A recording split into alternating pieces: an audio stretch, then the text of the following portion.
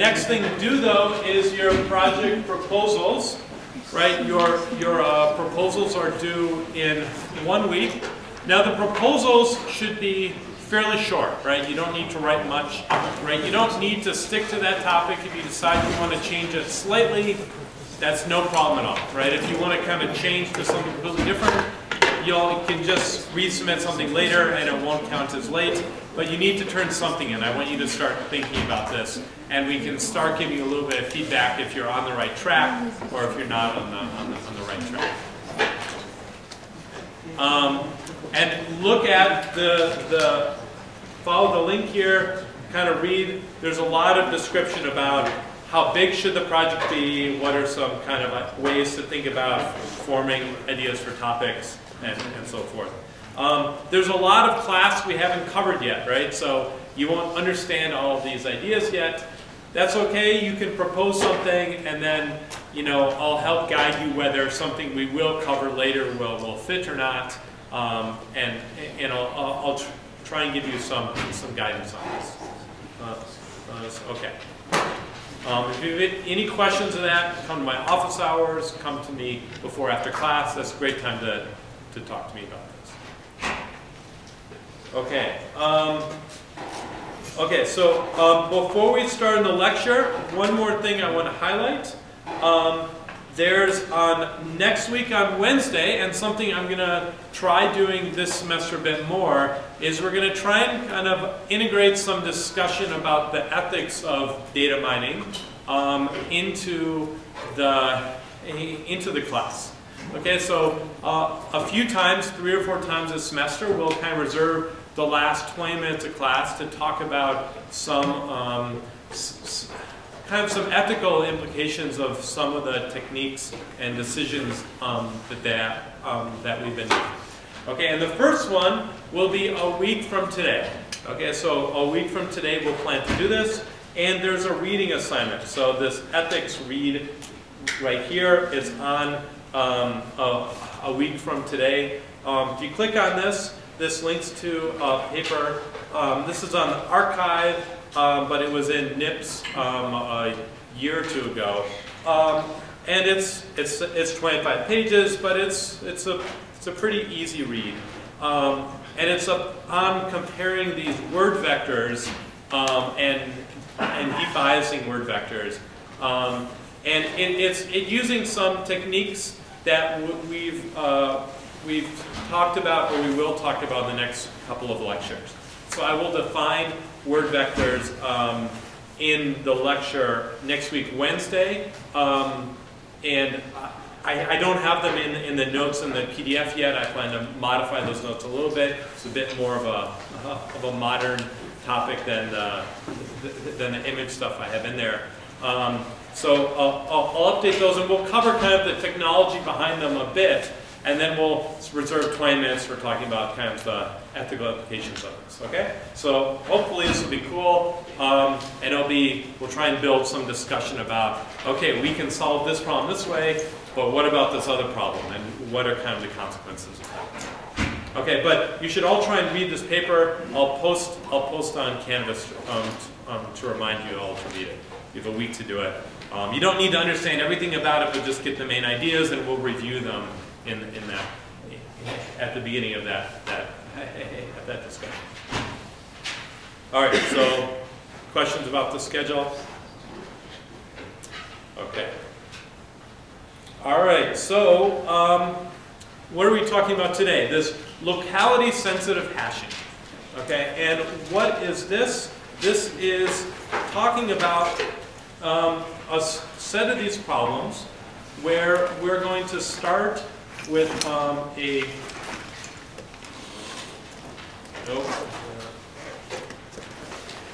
it's not working.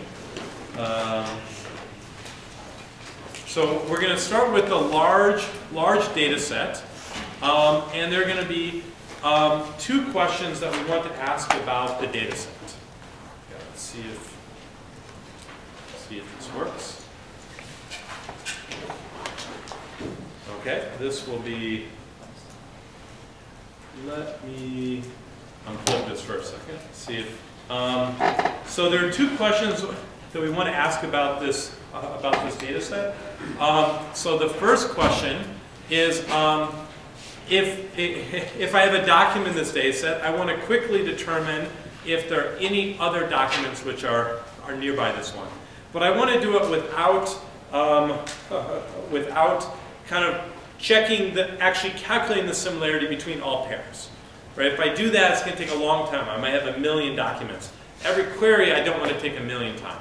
Or if I have a large set, I want to check if there are any two that are basically duplicates of each other, any two that are too similar to each other.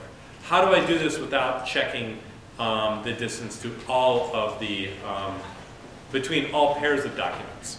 Okay, I want to spend kind of maybe linear time for each document. I'll spend some time pre-processing it, but then I want these queries to be much faster. Okay, and I want to return all things which are similar for some threshold of similar. Okay, so I'm going to start with a question. Hopefully this is working for you to think about. If instead of documents, I just have numbers which are like in one dimension, right? I have everyone has like a university ID, right? And your ID is roughly assigned in the order that you join the university. Right, so I've been here for like 8.5 years, so my number is probably lower than most other people's here, right? So how would we quickly do this with university ID numbers? Right, it's just a one-dimensional problem. Right, let's see if this works in the meantime. Oh boy. Okay, so.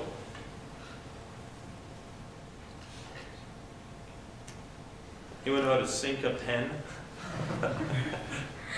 Otherwise, we might have to, okay, so I'll try and figure this out a bit, and I'm going to ask you, Miriam, to run to my office. Okay, there's it should be unlocked. Okay, I need two things. There's a Microsoft Surface that's underneath another laptop near the window, and then in a drawer, the middle drawer next to my seat, there's a cable that's still in plastic that connects to it. Can you grab those two things? That'd be great. Okay, so if the backup, otherwise I'll figure something out. Okay, let's see if is it Bluetooth pairing? Okay.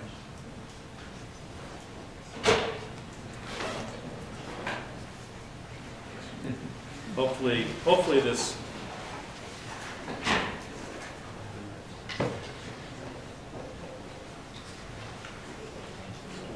Okay, I'm going to. If you like, I can search the web for. Okay, I'm going to. Serious.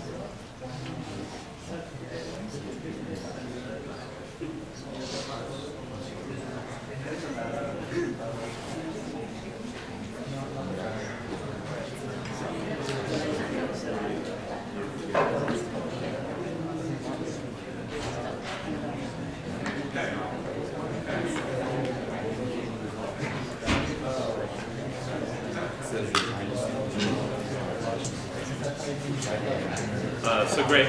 All right, so this should be.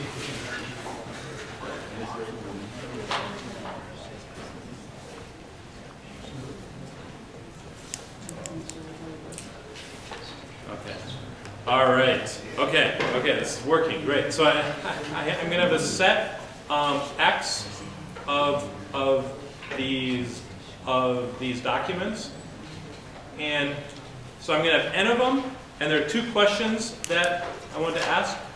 Question one, so given a query doc, we'll call this Q, find all in X which are close. So by close I mean similarity is less than some threshold, and Q, question two, is find all pairs in X which are close.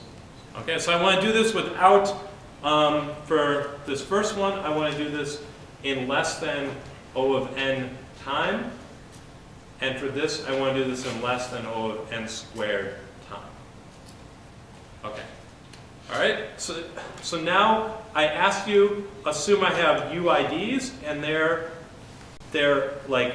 one-dimensional. So I've got a bunch of points, right? And I want to ask this question, right? So now I can ask some query. So all the blue dots are points in the set X. Right, and I have a query. What's a fast way to do this, right? What is an efficient way to do this? Yeah. Well, for question one, kind of like the simple O of n one is you just check it against each of them because you have an entry. Yeah, but I want to do this in much less than O of n time, or much less O of n time. Yeah, I want to do something faster. Predefine some interval, and then only measure distance of those that are in the same interval. Okay, but how do I know which ones are in the interval? You have to do some pre-processing.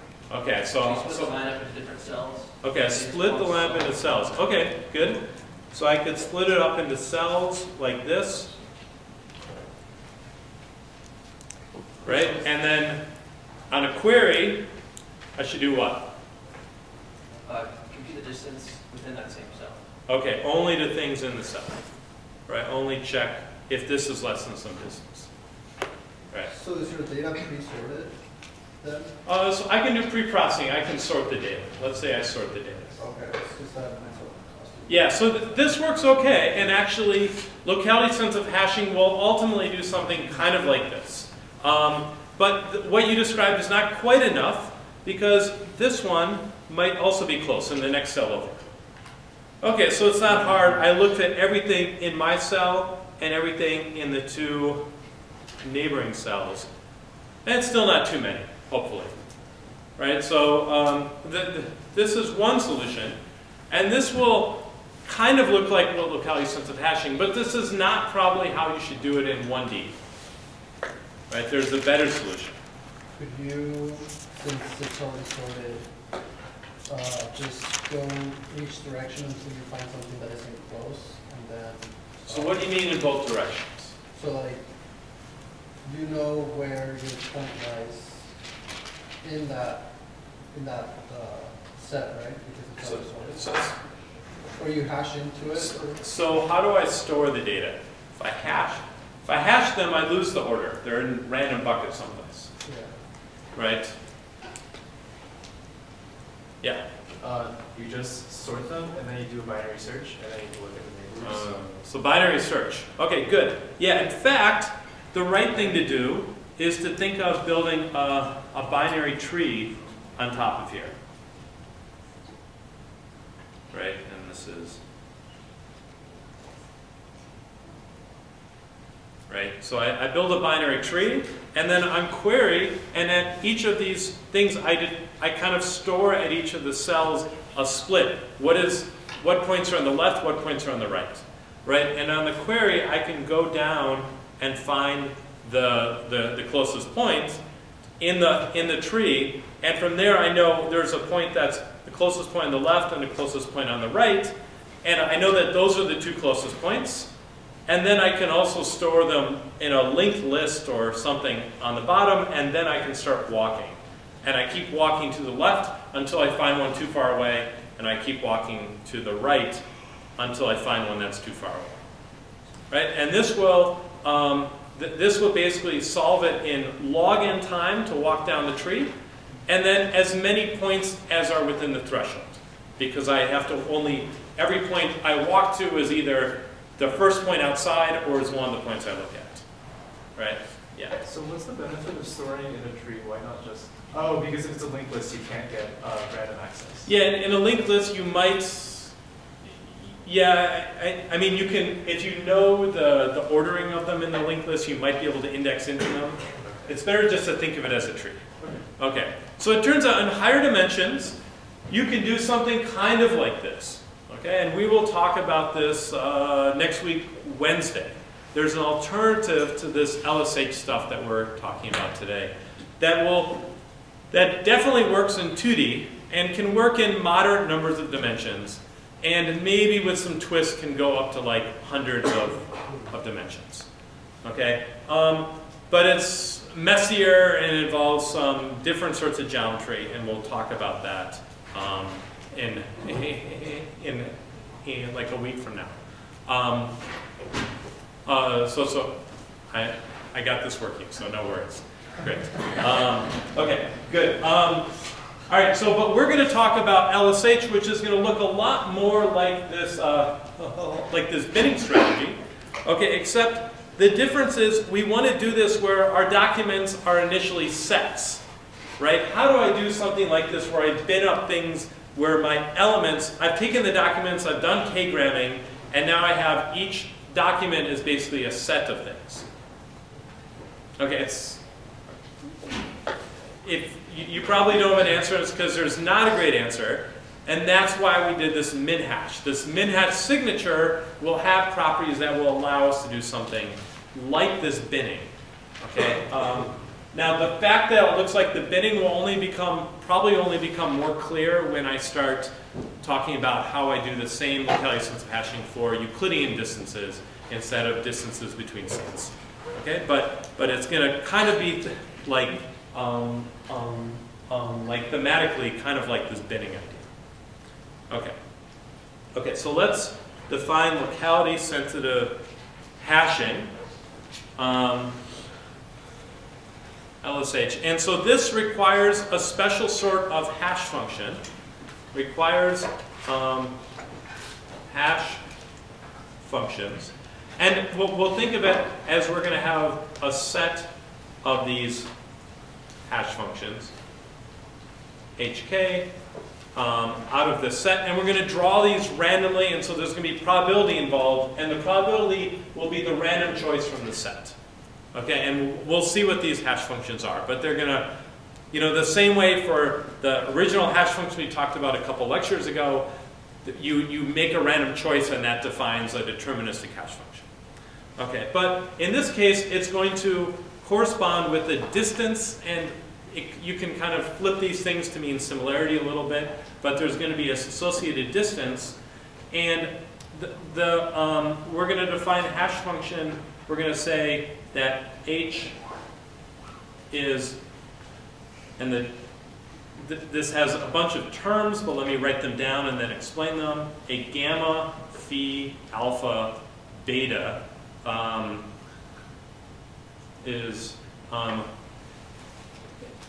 alpha gamma, or alpha phi gamma beta sensitive if it has the two properties that the probability that H of A equals H of B is greater than alpha.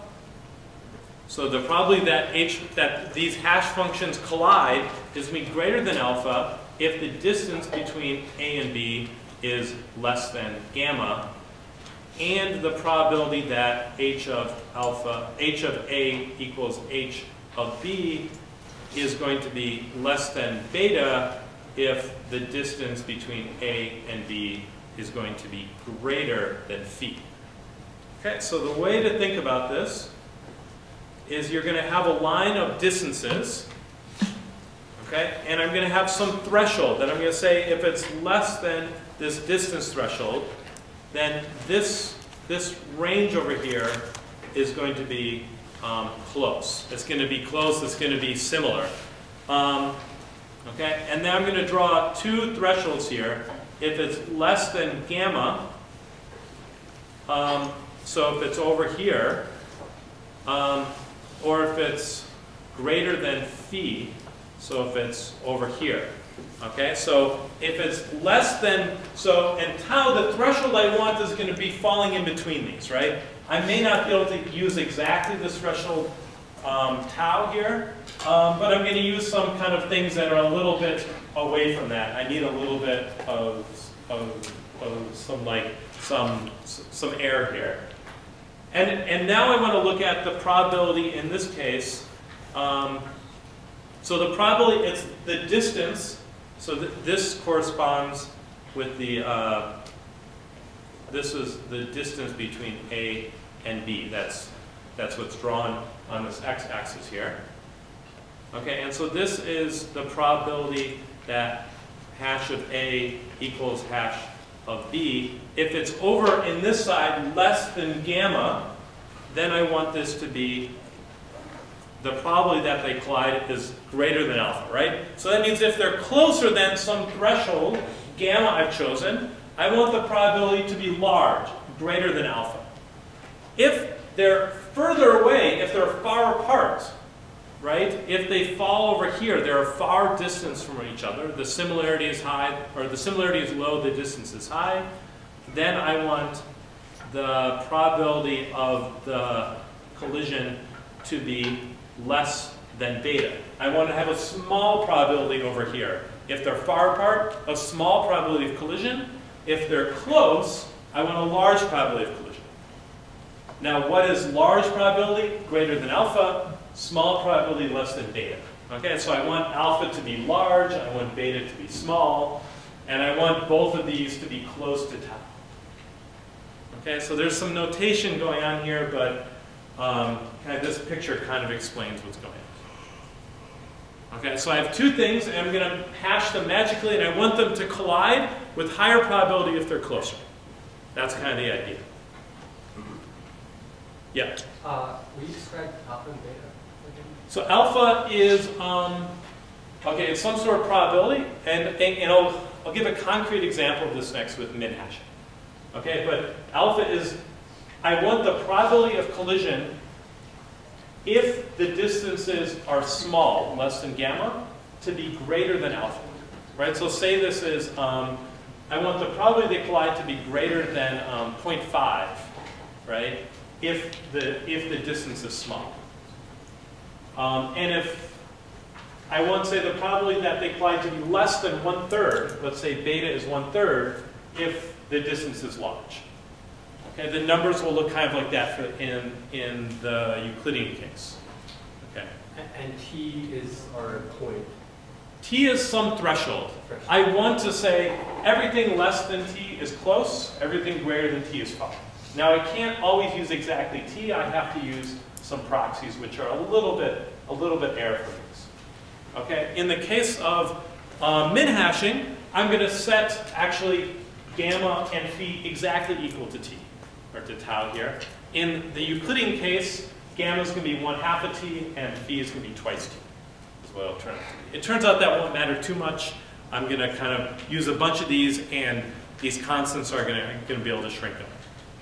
Yes. So is it correct to think of gamma and phi as like an error for error?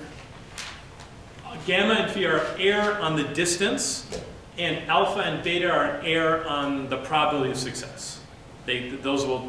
That's how they'll get glued together. We'll see how they get glued together. Kind of the whole lecture is about understanding what's going on.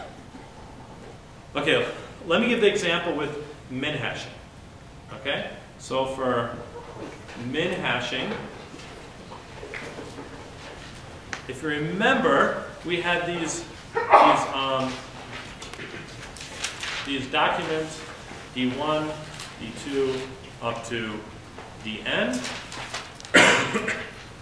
And we're going to do these hash functions, and these are going to correspond with these m values, right? These signatures, right? So each of them have a signature, let's say 1, 7, 1, right? D1 and Dn had a collision. For this one, I have another hash function, got me this other signature. This is the second coordinate in the vector for all of them. This is 2, this is 2, this is 8. Right, so these are, like this is the vector V2, right? The vector signature for document D2 is this vector in the first and second elements. But each row comes from some hash function, right? Okay, and so we're going to say that this min hash signature is going to be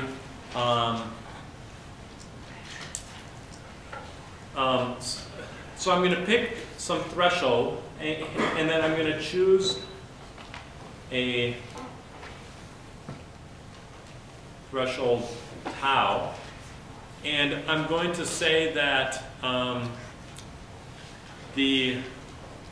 I'm going to set equal to this phi and equal gamma, right? So I'm going to draw this line here.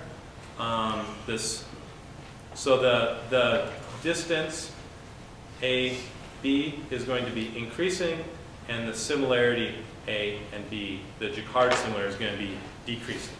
The Jacquard distance is 1 minus the Jacquard similarity, so I can kind of trade these off here, right? And so I'm going to set the, so we'll use this distance, and we'll say that, I want to say they're close if the Jacquard distance is tau. That means the Jacquard similarity, the threshold here is going to be equal to 1 minus tau. Okay, so I flip this around a little bit. And gamma and phi are going to be equal to tau. That means that I want to look at the two probabilities here. This, if I have two sets which have a Jacquard distance less than tau, the Jacquard similarity is greater than 1 minus tau. Let's set tau to be, let's say, 0.6, right, as an example.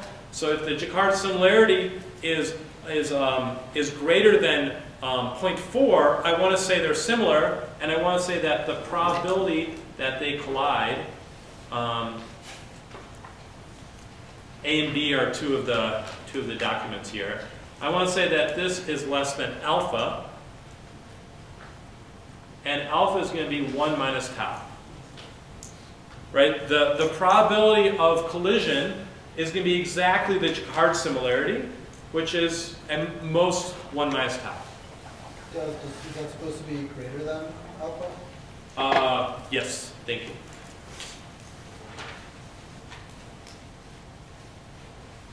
Okay, and then on the other side, over here, I want to say that this is less than beta, and beta in this case is tau. Right? So if I want to say the probability that they do collide is 1 minus tau, the probability they don't collide is 1 minus that. So it's just tau. Okay? So that's going to make min hashing. This is going to be color, what did I say? So gamma phi. So it's going to be tau, tau, alpha. So 1 minus tau, tau, so sensitive. Okay? Right, so those numbers are all end up being pretty simple, and this will be true for any threshold I choose. Right, so I need to choose some threshold for this. Okay.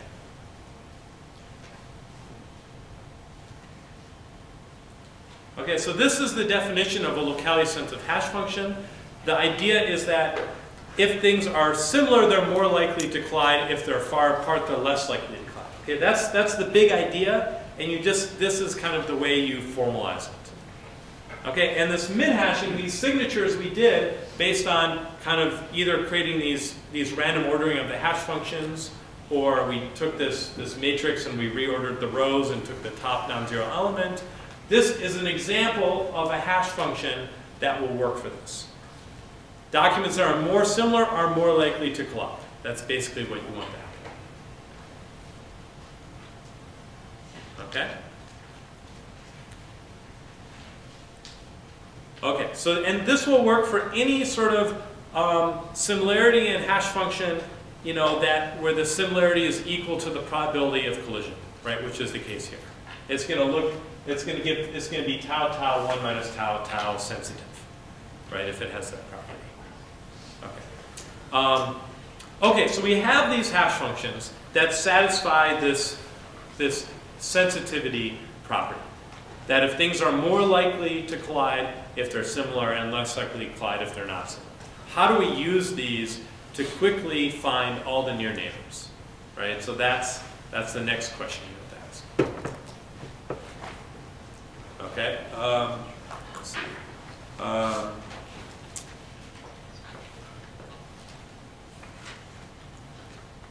Okay, so the idea is we want to use multiple of these hash functions, right? So what I can do, if I just took one hash function and I checked to see if all the things, like I took document 1 and I found all the other documents for that one hash function that collided with it.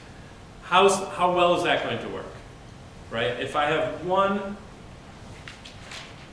hash function, I can do something quickly. For a query document Q, I can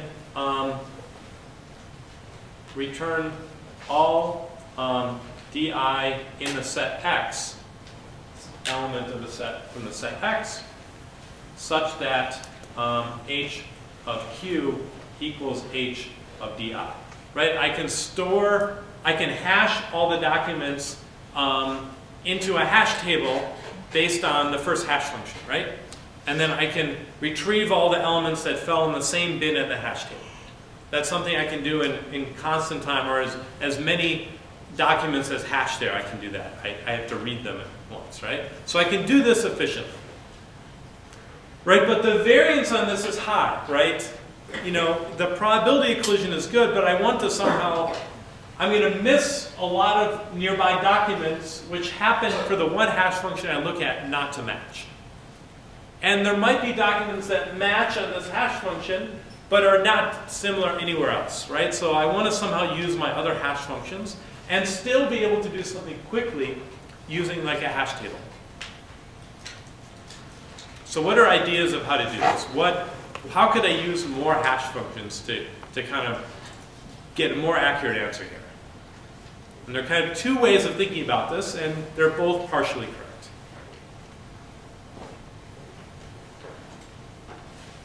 Yeah? Use a bunch of hash functions and then sort of the mean of how many times they collide and say that's how likely they are to be similar. Okay, so the proposition was use a bunch of hash functions, look at the mean of how many times they collide, and then use that somehow. So I don't know how to store them in a data structure that I can retrieve quickly from this, right? It's kind of, I need to do something else. I need to kind of combine them together in a different way. You could just do like a majority vote. So like you pass some value and then you hash it with one of the functions and then increase its value by 1 if they match, decrease it by 1 if they don't match. Just do it for a bunch of functions. See, but if I do this for all of the documents, say I have a query document and I do this for all the documents, that means I need to touch each document every time I run one of these hashes. This will take linear time. I only want to touch the documents which are close. I don't want to keep a score for each document in my data set. Right? I want to pre-compute the hash functions for all the documents and store them in a data structure someplace. Yeah. Yeah. And then couldn't, after you've done that, do a majority vote on the documents or no? Well, the query comes after I built the data structure. Right? So I don't know how to do a majority vote on this data structure. Try something else. Maybe it could be like the central limit theorem. You try the hash function again and again. Okay. And they will, if they are similar, they will make more closer. Right, so you're saying if the hash functions, if I do a bunch of hash functions and they always collide, then I'm going to take that. Okay, good. This is one of the two approaches. Okay, so apply, let's say, let me make sure I use the right thing to match my notes here. I'm going to use I'm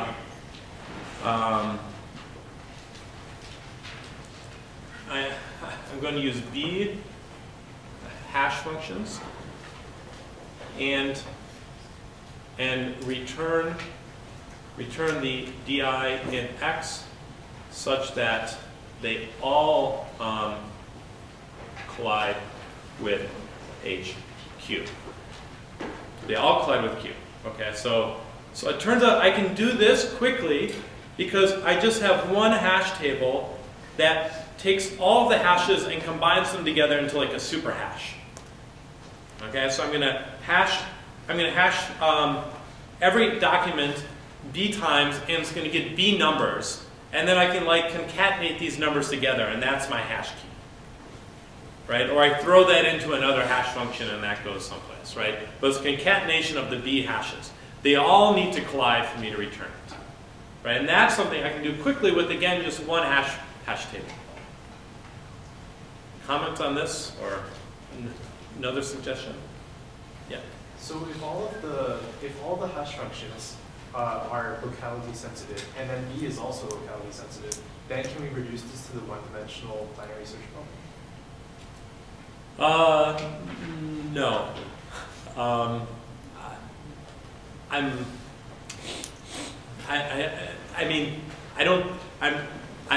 99.99% sure that's not going to work, right? I mean, it'd be nice if we could do that. It'd be great, right? But I don't see a way of doing that. I kind of have to use this kind of hashing into buckets.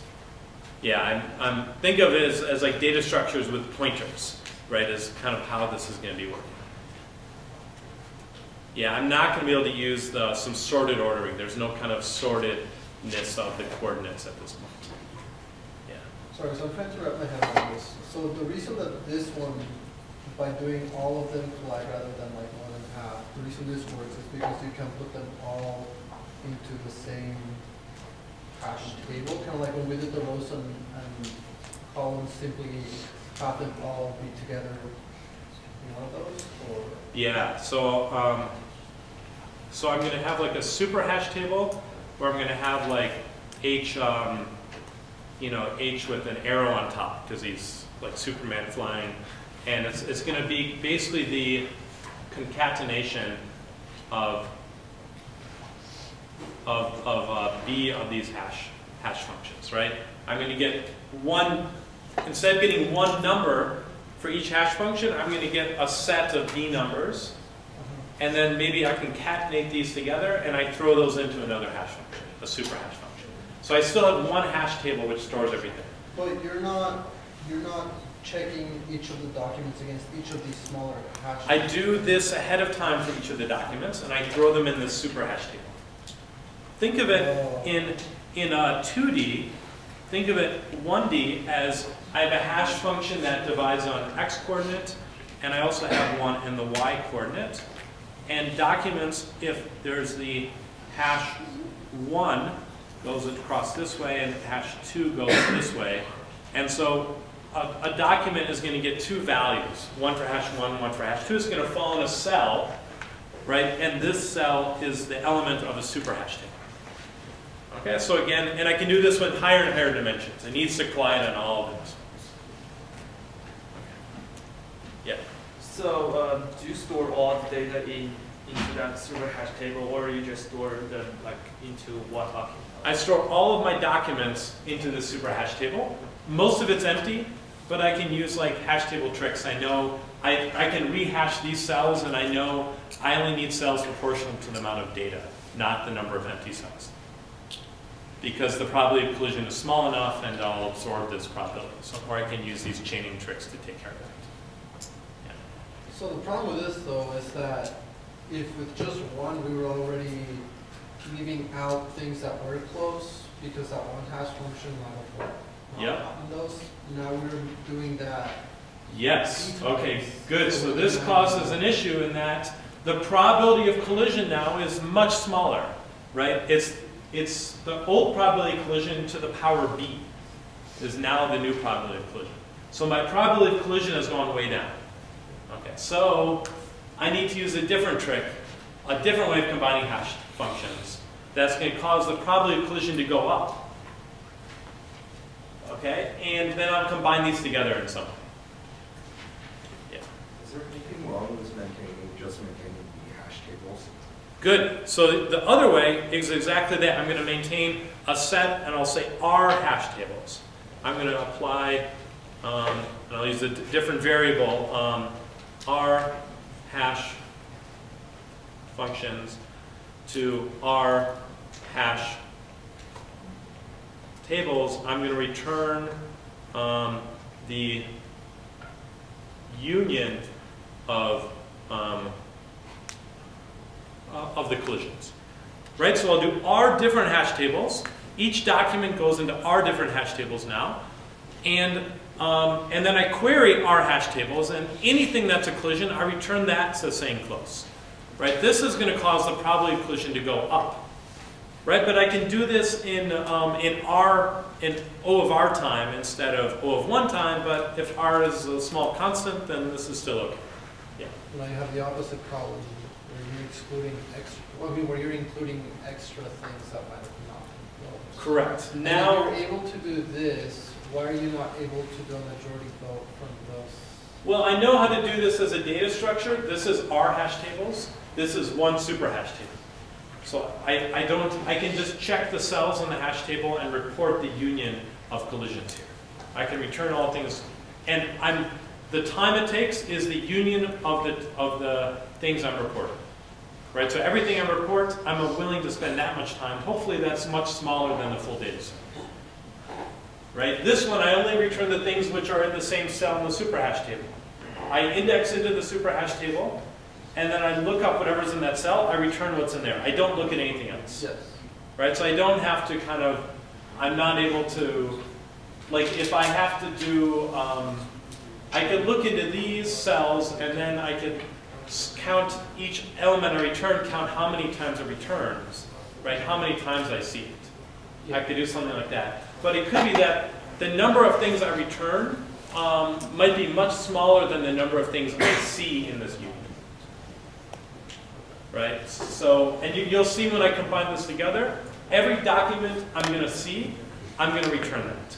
And I'm going to get the right, return things with the right probability. Okay, if I combine these two ideas together. Okay. So think of thinking of this one. I like to kind of tell a story. Think of this as the it's like as a Papa Bear, like in the Goldilocks tale. And the Papa Bear is really harsh. He's like, if you don't match in all my hash tables, it doesn't count. Right? And then there's the mama bear who is kind of more forgiving. It's like, I'm going to give you a bunch of chances. If you succeed in any of the chances, I'm going to count you as close. Right? And usually the right answer is not the papa bear or the mama bear approach, but is the baby bear approach, which combines these together. Okay, so what we're going to do to combine these together is called like this, this banding approach. Okay. So this idea of banding, and what I'm going to do is I'm going to create, I'm going to use B times R hash functions. Okay, and I'm going to create R super hash tables, each with B hash functions inside. Okay, so think of as I'm going to create R B-dimensional hash tables. Right, each one combines together B hash functions, and it's harsh, but I'm forgiving, and then I'm going to check R of these. Right, so I'm kind of using both these ideas, and I'm going to take the union of all the results from the super hash table. Okay. And the result is something that's going to kind of make this a more selective, but if I choose R and B correctly, it is going to give me still essentially the right probability. I'm going to more likely return things that are close. I'm going to kind of amplify my probability of success. Okay. Let's go through the analysis of how this looks here. Okay. So I'm going to start with I'm going to start with two sets that is going to have a similarity, a Jacquard similarity between A and B of S. Okay, I'm going to look at the probability that I'm returning on a query A that I return B. So I'm going to calculate the probability that I return B on query A. Okay, so this is ultimately my goal, is to calculate this. Okay, so let's start by saying what's the probability that I actually, I collide in one of the superhash tables, right? The probability I collide in one of the superhash tables, this is the probability collide in one super hash, right? I have the probability I collide in any one of the hash functions is going to be s, but I have to do it b times, so they're independent, so s to the b, right? And then 1 minus s to the b is the probability that I don't collide in one super hash. Okay? And now I want to say the probability that that none of the super hash tables collide, right? So 1 minus s to the b to the power r is the probability that no super hash table collides. And then 1 minus s to the b to the power r is the probability that at least one super hash table collides. Okay? So initially, if I just use one hash function, the probability of collision is s, is exactly the Chart similarity. If I do this with banding, I've transformed it into 1 minus quantity, 1 minus s to the b, power to the r. Okay? And this looks a little bit hard to understand, but this is going to be the probability of collision as a function of this so the similarity.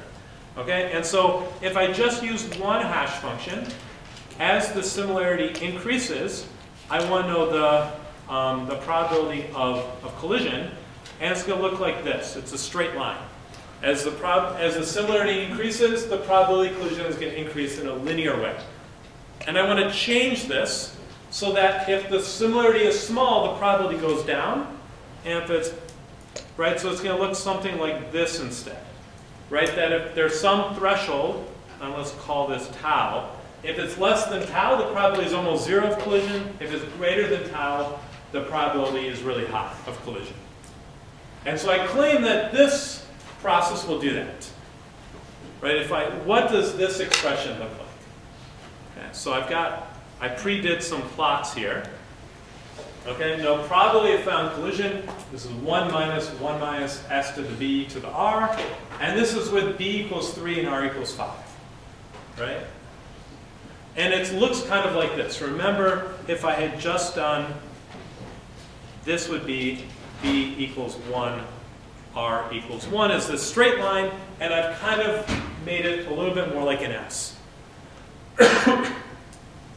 Okay? Now, what's going to happen if I change this to r equals 15? Right? So r is the number of r is the number of super hash tables. Right? So increase the number of the super hash tables. Right? What's going to happen to this curve? What do you think is going to happen? The probability is going to what? The probability of collision is going to increase, so what is the curve going to look like? What do you think? It's going to move to your left, right? So it's this way. The curve is going to move this way. And indeed, that's what happened. The old one, this is what b equals 3, r equals 5 is roughly here. And I've moved it, shifted it to the left here. Okay? What happens is now if I increase b to the power b to 6, right? So each super hash table becomes higher dimensional, becomes more restricted. Now I'm going to move back to the right, right? So now I've moved back to the right. This was something like b equals 3, r equals 15. Actually, it was.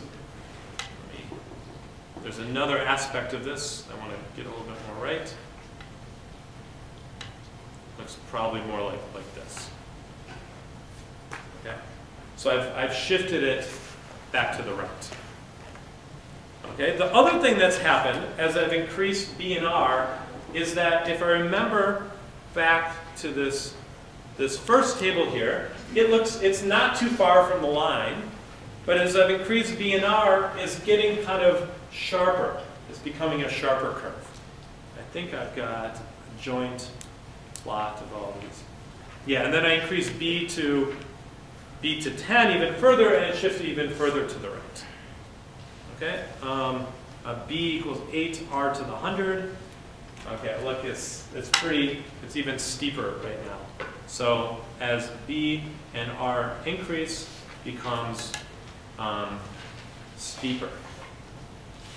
Right, I want this, what I would really like to happen, the ideal thing is going to be something like this. This would be ideal. That'd be, if it's above this threshold, in this case equals 0.52, then with probability 1, immediately it always returns. If it's less than this threshold, it never returns. It never returns a collision. I'd like it to be this green line, but I'll have to settle for this black. Okay, I can't quite do that. Right. Okay, put these all in the same plot, and you can see that this one, let me label these. This is B equals 3, R equals 5. The blue one here is B equals 6, R equals 15. And the red one here is B equals 8, R equals 200. Okay? And so as the more hash functions I get, the steeper and steeper it gets. Okay? And so, I've told you by creating a set of R super hash tables of size of dimension B, I'm able to do this fairly efficiently, just using hash tables. Okay, now, great. Okay, the more hash functions, the better. Of course, that takes longer, right? I have to access 100 different hash tables and take the union of these, right? So this is taking a long time, and each hash function takes 8 hashes in order to do. So that's 800 hashes. It's not great. I wish it got steeper quicker, but this is kind of, without doing some other really fancy stuff I'm not going to talk about, this is basically the right thing to do. Where's the intuition behind calling it banded? Instead of super hash tables, you think of all of them in the table, and you band a set of these together. Each super hash table is a band. Okay. Yeah, that's where that comes from. Okay, so another question though is, the more hash functions, the better. But I'd like to choose where this cutoff is. What if I would like to say, instead, I'd like a hash function that looks like this instead. I'd like it to be over here where the threshold was about 0.3. If I had 800 hash functions and I combine them together in this red way, I'm not really answering at this similarity threshold. I'm doing pretty good at about 0.55, right? It's steepest about 0.55, but that's the wrong threshold. How do I control where the threshold is? Right? You enter the threshold we want for S, set it to 0.5, and enter it in Wolfram alpha. Yeah, right. Okay, good. So you could do Wolfram alpha and some algebra, but let's go through the algebra just a little bit. There's kind of a trick, where you can, you still didn't quite answer. How do I do the algebra? What is it I'm solving for? And one thing to solve for is you can solve for where is the curve the steepest, right? And so I want to. I choose tau, and I want to choose R and B such that the curve is the steepest, right? So choosing R and B so the curve is the steepest at tau, right? So I pick some threshold, tau right? Some threshold tau, and then I have some number to play with, right? So I'm going to assume that I have a budget that T equals R times B. And so basically, the right way to do this is to set, well, okay, so like it's steepest at roughly, you know, going this way, 1 over R to the power 1 over B. Right now I can use my Wolfram alpha and to solve for this, and I can set, basically you typically want to set B as T over R, and R as B over T. Sorry. Let me just fast forward to the answer here. So you set B roughly as negative log base R of T. Okay, I set that, and then I want to set R as equal to T divided by B, right? So if you use this trick, you get the steepest, if you choose B and then R this way, based on T and my, that should be the threshold. Sorry, this is tau, right there. Okay, so log base tau of T, negative log base tau of T, that's typically setting B. And then there's one more step you need to do. You need to make these integers. If they're not integers, then you can't do like 3.5 hash functions, right? It has to be 4 hash functions. So you're going to need to round them to integers in some ways. Okay, so this is a rule of thumb. So this is not always going to be perfect. So do this, then experiment. Okay, go back and do that plot I showed you before, and round to integers and find ones that kind of make sense. Right? If you just plug it in,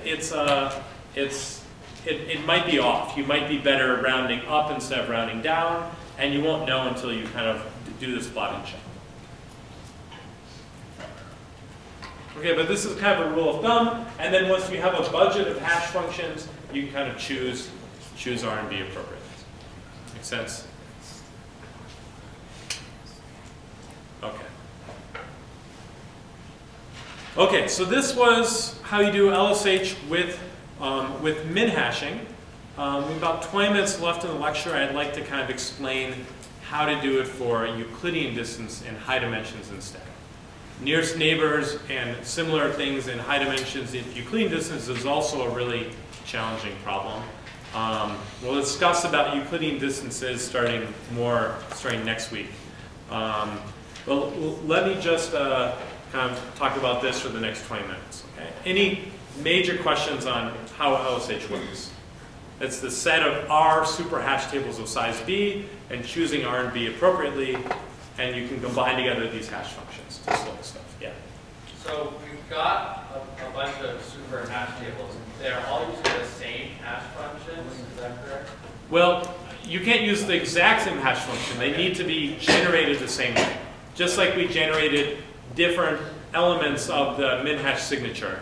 They are different reordering of the table, or they were based, the fast way is with a different hash function, but kind of the random hash functions, but generated in the same process. Oh, okay. Yeah.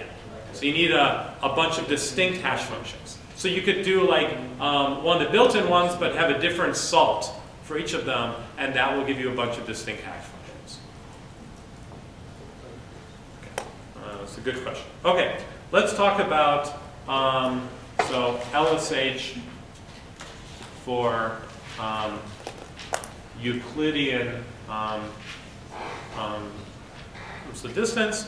And just to review quickly, we're going to have 2 data points, P1 up to P, let's say, D dimensions, and Q is going to be Q1 up to QD. And the Euclidean distance between P and Q, I might write this way. It's the norm of the difference vector is just going to be the sum for I equal 1 to D of Pi minus Qi, which are the corresponding indexes squared, all square root, right? So this is Euclidean distance, straight line distance between vectors in high dimensions. Okay. So we're going to create a hash function for this that's going to now use the geometry of the problem. It's not going to use this kind of the same way over sets. We can now use some geometry. It's not going to have quite as nice of a sensitivity property as with the min hashing, but it will work roughly as well. So the idea is we're going to have two data points, P and Q, and we're going to create one hash function. Hash function is going to come in two steps. So hash function is going to come in two steps. The first one is we're going to project onto random direction, and this technically needs to be U, which is going to be a unit vector. Right, so I'm going to have essentially the origin here. I'm going to pick some unit vector, and then the projection is going to be mapping down onto here. Right, I'm going to get a one-dimensional value. This value, this distance here, is exactly the distance from the origin from P projected onto U is exactly the dot product of P intersect U, and this distance for Q is going to be Q dot product with U. If it's a unit vector, then this is just the dot product. So I pick a random unit vector and I take the dot product. Okay. Then the second step is I'm going to bin. I'm going to bin these distances. Okay, and I can do this like mod some large number, so I don't have an infinite number of these things. So I'm going to do so I'm going to basically draw, get my notation, same as in the notes. I'm going to draw these bins along U of length gamma. I think I call this gamma in the notes. Okay, so there's this bin of length U, and how do I do that? I have a distance. So basically the hash value of P is I'm going to start by doing U dot product with P, and then I'm going to multiply this by gamma, and then I'll probably do mod n. So this mod n will allow me to put it in a hash table. So if it could be that this cell and the n+1 cell are the same, but they're far enough apart, and the probability, if I randomly shift this, I probably need to do plus some random constant here. Okay, but this will be into a hash table up to from 1 up to n. This will give me a random number between 1 and n.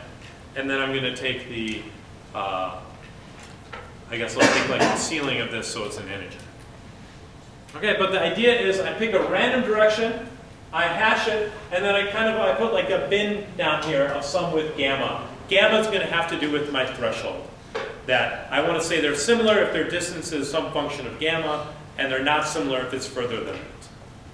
All right? So P and Q are further apart than gamma. Their distance is further, so they're very rarely going to fall in the same bin. They'd only fall in the same bin if my random unit vector, was in this direction, right? If U was here, then these are going to project very close to each other. Okay, but in most directions, they're going to be at least gamma far apart because they started far apart. Okay? And so it turns out that this is going to be, I'll just write this down, this is going to be gamma over 2, 2 gamma, 1/2, 1/3, so sensitive. Okay? And as long as at some sensitivity level, I can use the same binning trick to amplify that. So I do a bunch of these hash functions. I actually create super hash functions, right? So think of putting down, instead of a one-dimensional grid, I put down a b-dimensional grid and I project onto that. But then I do this r different times. And if they intersect in any of those b-dimensional cells, I say that they're similar. Okay, so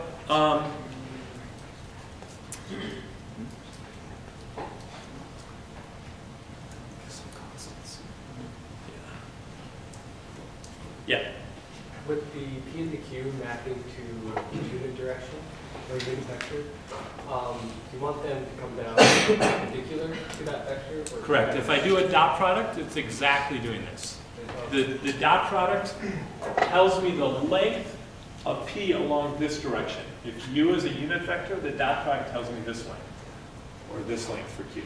That's exactly what that's one way of interpreting the dot product. So why not have P come straight down the y-axis? Yeah, so it's going to be, the way it's defined here is, it's perpendicular onto this. If I always did the y-axis, then I'm always measuring just this, onto the x-axis. I'm always just measuring the x-coordinate, right? But I have a lot of coordinates. I have way more coordinates than I want to measure, right? So I'm saying, let's pick a random coordinate, essentially. And I'm going to say how similar are they on that random coordinate. But there may be some weird kind of properties with the coordinates. So instead of that coordinate basis, I'm choosing kind of a random basis. I'm picking a random direction instead. And this avoids some kind of weird things that might happen that actually come up in data. You get weird sparse data where a lot of the coordinates are 0. And if that happens, if that happens, picking the coordinate axes won't work. But if I pick random directions and use that as my coordinate bases, then it's still fine. Okay, so I'm not going to go through why it's gamma over 2, 2 gamma, 1/2, 1/3 sensitive. It's not too hard to see that, but there's a couple line arguments in the notes. I think something else you probably don't know. You probably don't know how to implement this, because I told you to generate a random unit vector, and you probably don't know how to do that, I'm guessing. Right? It's not that hard to implement. You generate a random unit vector, you put down a bin, and you mod it. This might not be quite right what I wrote up here, but shouldn't be too hard to figure that out, right, to get a hash function. But you probably do not know how to,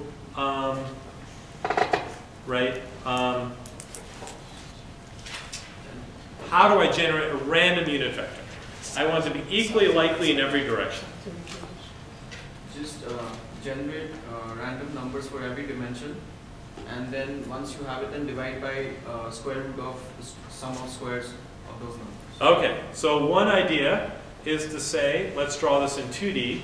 I'm going to pick, say, a random number between 0 and 1, right? Or between -1 and 1 in each coordinate, right? So it's something falls in this box, right? I'm going to pick a random number in this box, and I want it to be a unit vector, so its length is 1. Sorry for the poor drawing here, right? So I normalize it up here, right? This is wrong. The problem with this is that there's a lot more mass up here than there is along the coordinate axes. This is going to tend to generate more points towards the corners than it does along the axes. It's not uniform. You look at a volume argument, I'm basically, if I always generate something inside the ball and I normalize it, that would be fine. But sometimes I generate things outside the ball and I push it back, and that's more likely to happen in the corners. And in high dimensions, this gets much, much worse. You randomly generate a degree and then for a radian and then just... In 2D, you can do this. In high dimensions, technically you can do this, but it's really messy. You end up chaining together a bunch of sines and cosines. It's not numerically stable, and there's a simpler way. Can't we just use the same idea but throw out everything outside the circle or sphere or hypersphere? You could, but it turns out in high dimensions, almost all of the probability is out in these corners. Oh, And I think I'll go through this maybe in a future lecture, but we'll actually see that the probability of finding something inside the ball goes down with exponentially. The probability goes down exponentially as the dimensions go up. So that won't work very well either. Right? So that seemed simple on the previous slide, but this problem is a little tricky.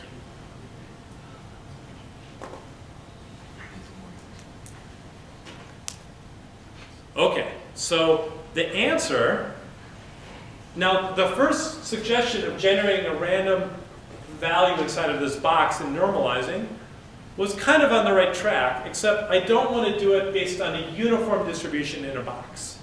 Instead, I want to generate a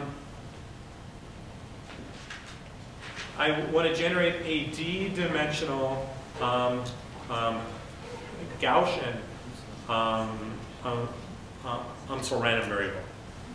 Okay, I want a d-dimensional Gaussian random variable. Turns out the Gaussian distribution is symmetric in all directions. If it was centered at the origin and I spun it around the origin, you know, like a pie or something that's on my finger, it's going to look the same, right? So if I generate something from a Gaussian and then I normalize, this is not going to have a problem with the box. Okay, so I just need to generate a high-dimensional Gaussian instead. And it turns out a d-dimensional Gaussian random variable, let's say this is from a Gaussian D distribution, is exactly equal to G1,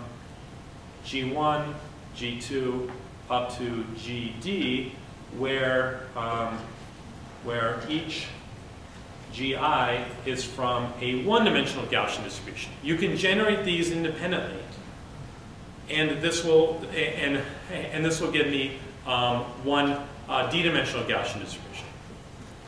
Okay, so the one thing left is to generate something from a one-dimensional Gaussian distribution and do that d times.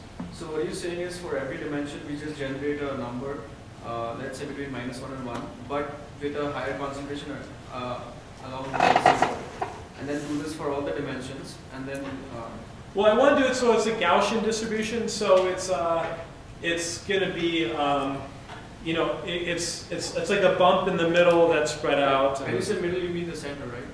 Yeah, around the origin. Yeah. So a Gaussian with mean at the origin, right? The Gaussian distribution in 1D looks something like this, and the high D, it's this, and I just spin it around the origin, right? So this is, and I'm going to set the mean equals to 0. Yeah. Does the probability of being inside the sphere converge? Converge? It doesn't matter if it's outside. Sometimes it's outside, sometimes it's inside, but that does not depend on the coordinate axes. I can spin it, and that doesn't affect it. So I don't have a problem. There are no corners in the Gaussian distribution. Like a Cauchy distribution would have corners, and so this won't work. It turns out to do there are things you want to do with the Cauchy distribution to preserve L1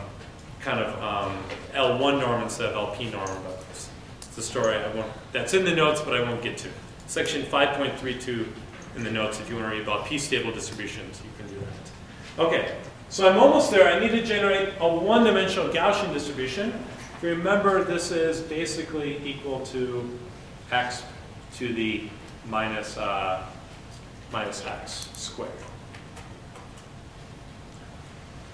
Right, so it's e to the minus x squared is this distribution. How do I generate? Turns out I don't know how to generate one Gaussian random variable, but I know how to generate two Gaussian random variables. So I can generate, you can go from two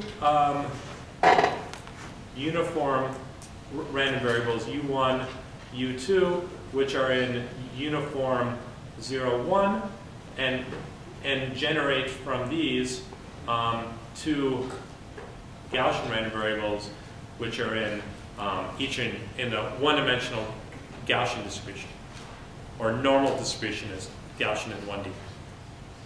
Right, and so the simple way to do this is called a box Mueller transform. Okay, and you can create the first one. G1 is going to be equal to -2 natural log of U1 times cosine of 2 pi U2, where U1 is the first uniform random variable and U2 is the second uniform. Right, so I assume I can generate these. These are built into most libraries. Turns out a lot of languages will actually have this built in as well, but you can do it yourself. Right, and then G2 is equal to -2 U1 sine 2 pi U1, U2 there. Okay, and this gives me two uniform Gaussian random variables, and then I can use these to get my random unit vector. If you choose the right normalization, it turns out to do a good job, you don't even need to normalize it, but you could. It will concentrate with a mean about the standard deviation of the Gaussian. So it has about the right limit. Okay. Yeah, question? How do you use this for an odd number of dimensions? You just throw away the last one. That's fine. Yeah, if you want to, you can just use the first one and then, but these, I forget if these are independent of each other or they're orthogonal to each other. It's one of the two. But either way, that will work. Okay, so this is a cool high-dimensional geometry trick, but this is kind of like, the fact that you can do this is essential for a lot of techniques in data mining. Okay, so we'll stop there. You kind of saw this locality-sensitive hashing, hopefully pretty clearly for the min-hashing version, and probably enough to figure out the details for the version with Euclidean distance. Okay, and this will allow you to find queries quickly. Okay, don't forget there's next Wednesday we're going to do a reading on, we're going to do a 20-minute thing on ethics with word vectors, and there's reading linked off the webpage. At least try and read through the article, skim through it by next Wednesday, so we can have a discussion about it.